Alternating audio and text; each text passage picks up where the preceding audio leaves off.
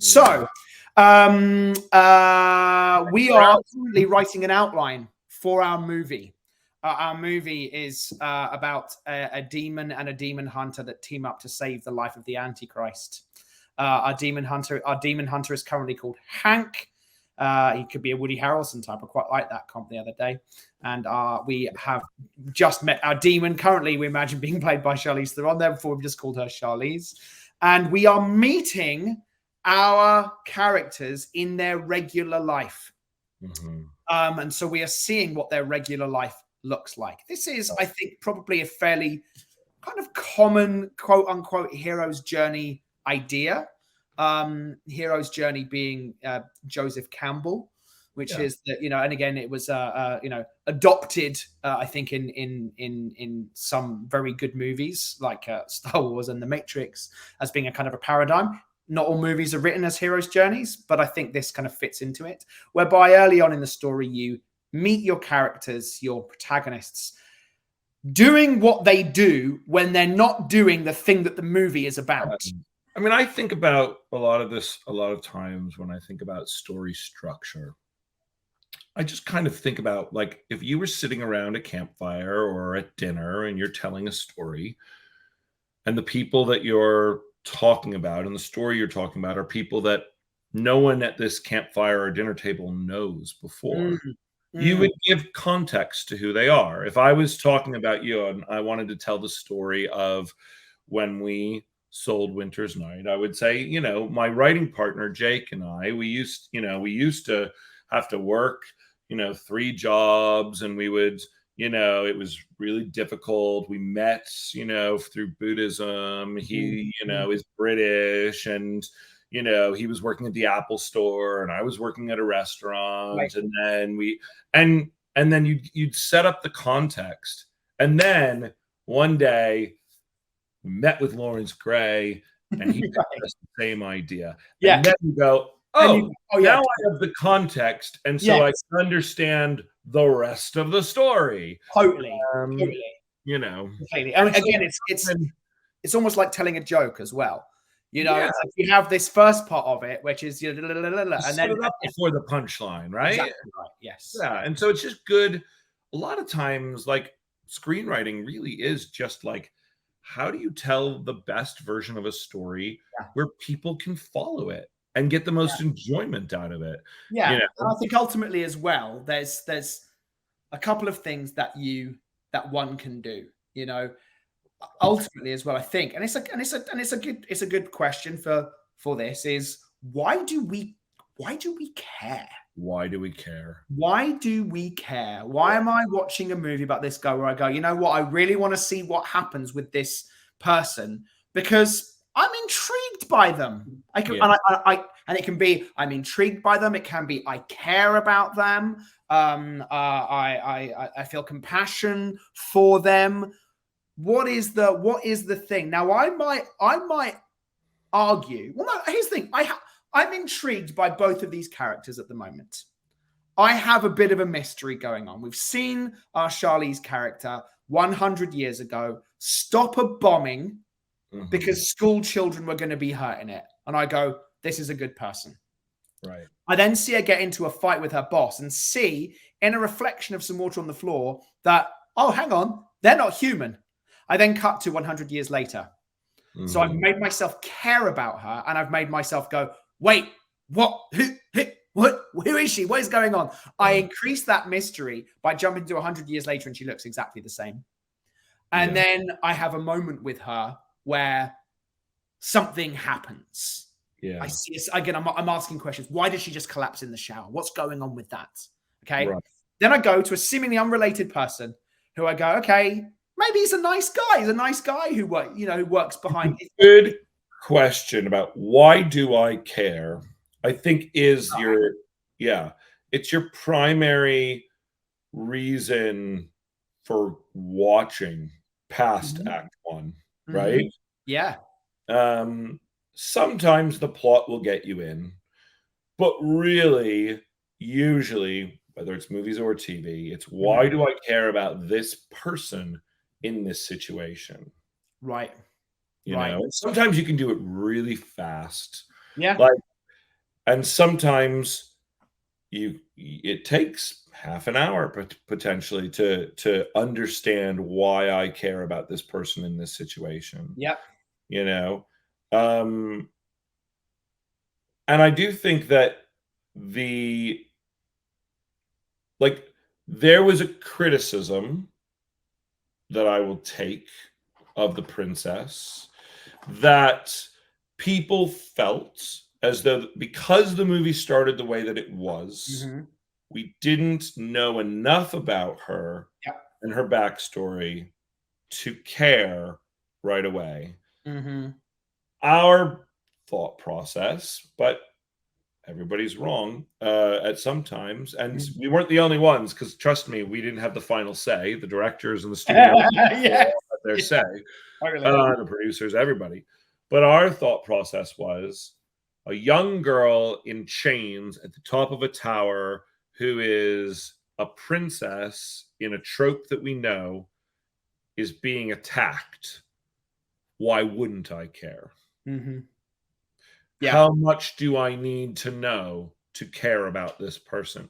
Yeah. And then the way we tried to add in more depth was through flashbacks, and those got, muddled along the journey. But that is a story for another time. I think though that audiences like to understand at least enough to know why they're wanting to watch this movie. And sometimes that's not done very well. Yeah. And you go, this feels like, okay, you're forcing this on me. You're forcing me to care, and I don't really. Totally. Totally. And sometimes it's done great. I mean, like, I'll use The Terminator as a very interesting, non-traditionally structured movie. Over Black, it literally tells us as the audience that the fate of the world is at stake. So immediately I'm going, okay, I know I'm supposed to care about this movie, which gives me enough time to be with my villains for a minute. But they don't just leave it at that. We then meet Sarah Connor, and we see her as a person, and we realize that she's the one whose life is at stake. If we didn't see any of that, if we didn't meet her roommate, if we didn't meet her at the restaurant, if we didn't get to know that she had, her mom, and like the little things that she's a little lonely and goes to movies by herself, right? We might not have the same attachment to her. The fate of the world helped us get there. Yeah. But from that moment forward, you almost forget about the fate of the world, don't you? Yeah, totally. Yeah. If she was an arsehole, you'd be like, I don't care about this person at all. Right. And you're not really, like, that's the thing. The 3/4 of that movie, you forget that the reason that he's trying to kill her is to have the machines take over in the future. That isn't even on your mind. You're watching this movie, and it's literally just about, will Sarah survive? I don't know. I mean, yes, you've told me, but this is not what I don't care about that. I want to see her live. Like, that's what I want, Yeah, absolutely. That's what makes that really interesting structurally. As I set up big stakes, and so I'm in, but I wouldn't be in forever. It's not enough yet. No. And then he gives me enough character to be in even more than the world stakes. Now, that's a very, like I said, structure. Of course. Now, with ours, though, I'm okay if we don't like Hank that much. Because I've already met Charlize. I've got someone. Basically, by introducing Charlize first, I think in our version we're saying she's probably more of the main character than anyone else is. Even by calling her as Charlize Theron, we're going, she's the A-lister in this movie. She is absolutely she's the main character. Absolutely. So I don't mind if I don't love everything Hank's doing. I think we should like Sam, though, when we meet Sam, because again, she's going to be the stakes character. If it was just something that you were saying, we must find some way to care that Sam is going to stay alive. I'm rushing ahead at the moment, but it's just on my mind here. When you say that about Hank, it's a really interesting idea that just popped into my head of going, is there a way to trick the audience? And this may fuck up everything we've done in the outline, so forgive me. But is there a way to trick the audience into thinking that Hank is going to be our primary antagonist at this moment? Yeah, I think there is. I think that's really interesting, actually. And then realizing that actually they're on the same side. Yeah, I think that's interesting. Yeah, yes. So like the Terminator, for example. What's interesting about the way they set up the Terminator? Well, the Terminator in Terminator 2. Yeah, Terminator 2 also. But in both of them, the two people who come back from the future, you don't know right away that like Reese is the hero. You sense it, but there's nothing blatantly about it. They're both looking for Sarah Connor, and there's never any mention of him trying to save her. Right. Until the moment that he saves her. Right. And they do it on purpose because they set up tension where she's afraid of him. That's right. They do. You're supposed to feel that tension. It's difficult to take yourself out. Shotgun in his coat, and he's what's the first time that you've seen that movie? Because it's very hard to, because like we know that Kyle Reese is a hero. Well, having watched it just in an analytical way, when he gets there and he saws off the shotgun. Totally. Now, granted, there's a moment where he does flash back to the future that feels you're supposed to be a little sympathetic or empathetic for him, and so you that kind of fucks that up a little bit. Sure. But you are supposed to feel Sarah's fear of why are these two people coming after me and what's going on. Sure. I don't know. I might even be talking myself out of that example, to be honest, because now that I think about the flash forward definitely makes you go, Arnold's the bad guy and Reese is the good guy. When they first arrive, you don't know that because Reese even has to. First flashback is with the truck when he's on the back of the truck. Flash forward is where he tries to fall asleep in the car. Yeah. Yeah, he's like resting, which I never fully understood why. I guess traveling through time just really exhausted him, and so he needed to rest. And he's like in the car, and like all of a sudden it's like a bulldozer, the treads, and then the treads become the future, and then you see all the fighting and the guns. But prior to that moment, he's not necessarily perfectly a good guy. Anyway, point being, is there a way for us to see Hank and not know whose side he's on? And I love an obstacle. Yes. And in that case, there might be a version where he doesn't have a demon locked up. That's where I was going to go. I think we lose the demon. We go down. He's got his Ghostbusters stuff there. Again, he could be listening to, I'll say, QAnon style stuff, whatever it is. But I don't want to make him too unlikable. Don't want to make him too out there. But I want to make him a conspiracy nut. Yes, sure. And especially right now in 2022, people are very sensitive to conspiracy. But he's got something that we must go. Oh, I don't quite know what's going. He goes there and he's like, suddenly he puts all the pieces together. He goes to a storage locker. Opens it up. It's filled to the fucking brim with guns. Look, if you didn't have the prologue to the Punisher, and you didn't know he lost his kids, and he fucking was chopping beef, and then came home and opened up a giant fucking basement filled with, you might think he's a psycho killer. You might. You might think he's crazy. Yeah. In fact, he might be the reason that we're worried about Sam's life. Totally. Great. Okay. So he's so strike the demon, does all the Ghostbustery shit, goes to a locker, takes out a bunch of guns, puts them in the back of his car, starts driving for Portland. It's a shame, but sometimes here's what we do, guys. We kill our babies. I hate using that term right now because I'm about to have a baby, so let's not use that term. that's just, yeah, it's really bad. But I really liked what we came up with about this I do too. Demonica, but the reality is it doesn't serve the story as well as what we're talking about right now, which is I don't need all this information from him. What I need to know is that what I know is that Charlize just had this weird reaction in the bath and passed out. Yeah. And there was a giant attack in Portland. Mm-hmm. Now this guy who's going to have Portland circled as an epicenter of demonic energy on his fucking computer screen, which is Ghostbustery, is going to be going to Portland, and he's fucking opening up all this shit and starting shoving guns in a giant black duffel bag. And you go, who the fuck is going on? Yeah. Okay, cool. So it's funny.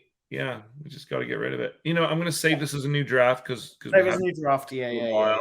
And some of this stuff is actually some of this stuff might be used. I mean, again, I like the stuff we came up with, but again, I think the opportunity to present him as at this moment, I don't know what side he's on. It gives us far more tension, doesn't it? Gives us far more tension. And like you said, Charlize is the main character. We don't need to like this person. But knowing he's coming gives us tension. Absolutely right. Yeah. So Fallout Shelter. Let's go to the Ghostbustery stuff. There could be something later where this scene could be played out. They capture a demon, they torture the demon. If we need it. I don't know if we will. I don't know if we will or not, but it's there. It's there if we want it. No such thing as a wasted idea. On a GPS map. Yep. Portland is like, it should be like flashing red with demonic activity or something, Totally. Then Hank opens a locker, a huge locker.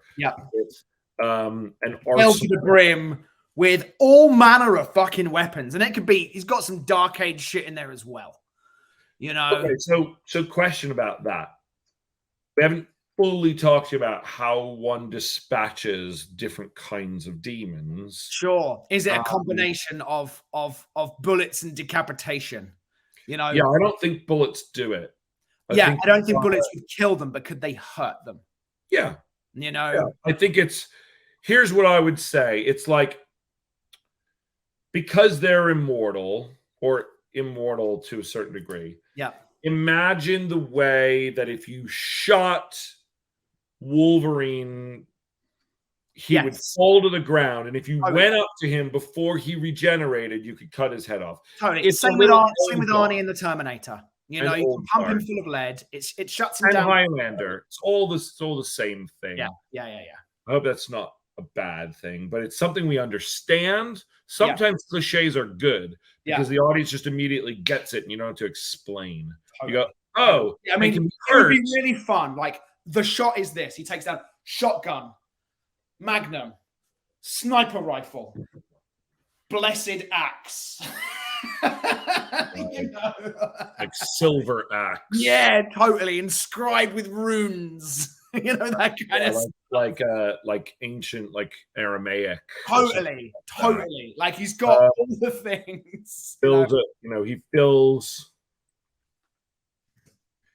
a duffel with guns, grenades. Great.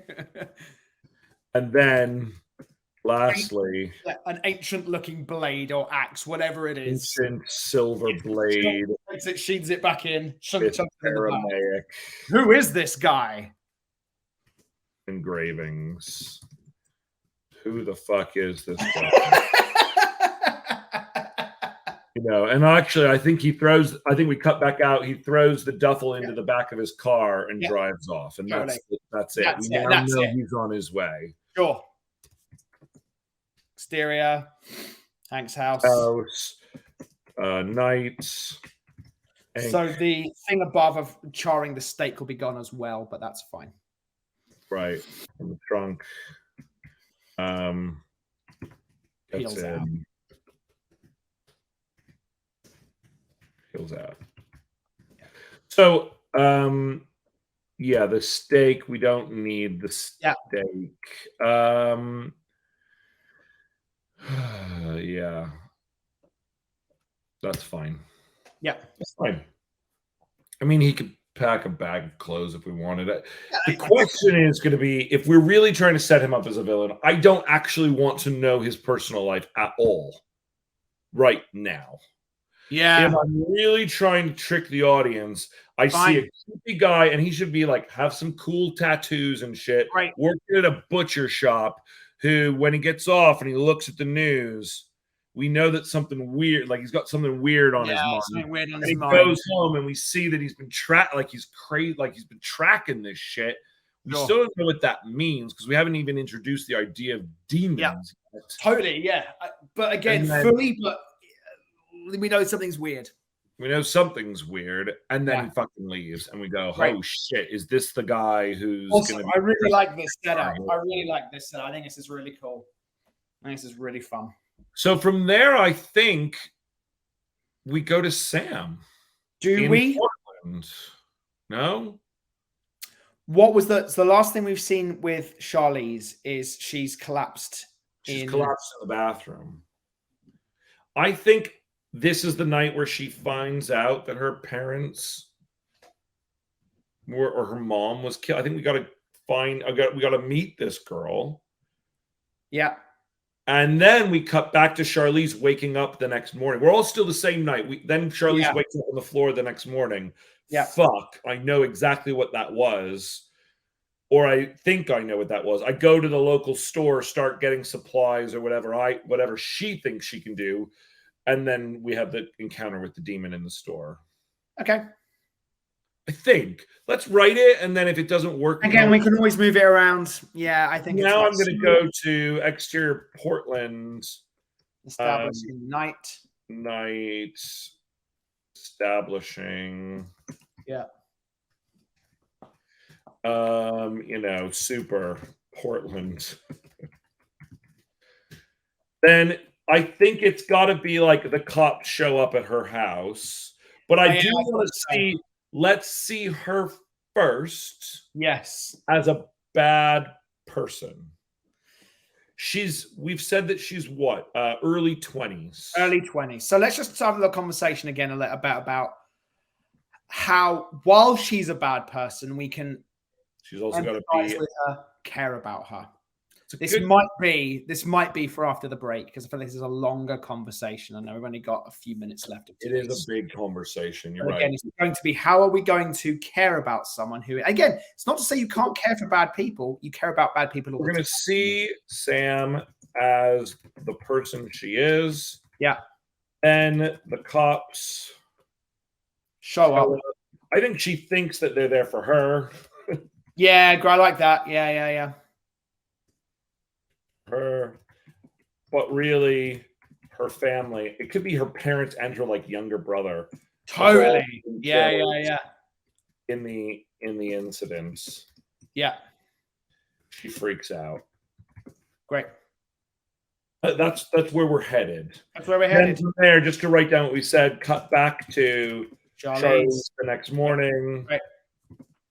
Next morning, she suspects the worst. What she felt. Yeah. Run in with demon. And that's where we're headed. Sounds good. That's where we're headed. Excellent. Well, we're going to keep going on this next week. I'm super happy. Again, we're on page 5 of our outline. We're rocking and rolling. We are rocking and rolling. This is great. Yeah. And you know what? Yeah. This is right about where we want to be, because very soon this adventure is going to be kicking into full high gear. Great. Thank you so much, everyone, for joining us who came by. Quick usual spiel. Yes. You're at Twitter, Ben_Lustig. I'm at Jake Thornton. Our Facebook page is Lustig Thornton.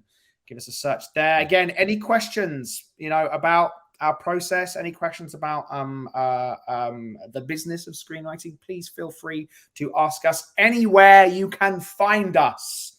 So indeed. Yes. And yes. And hopefully, I wonder if we can do our vanity link now. We'll see if we can. That would be good. Yeah. You know what?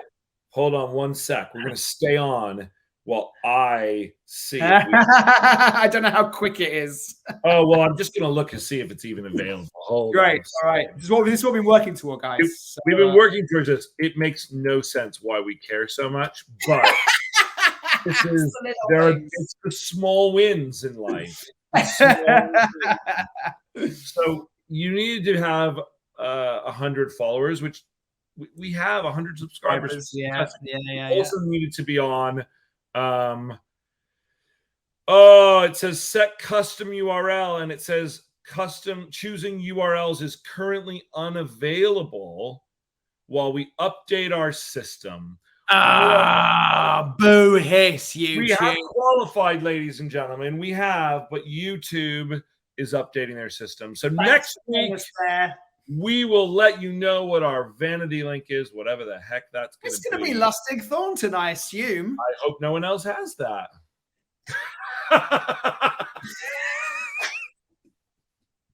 That said, there are several other Jake Thorntons out there, and I'm sure there's a few other Ben Lustigs. So there are other Ben Lustigs out there. And maybe some of the last name of Lustig and some of the last name of Thornton have started working together on a YouTube channel. Who knows? Right. Someone else is going to get it like, fuck those guys. All right, everybody.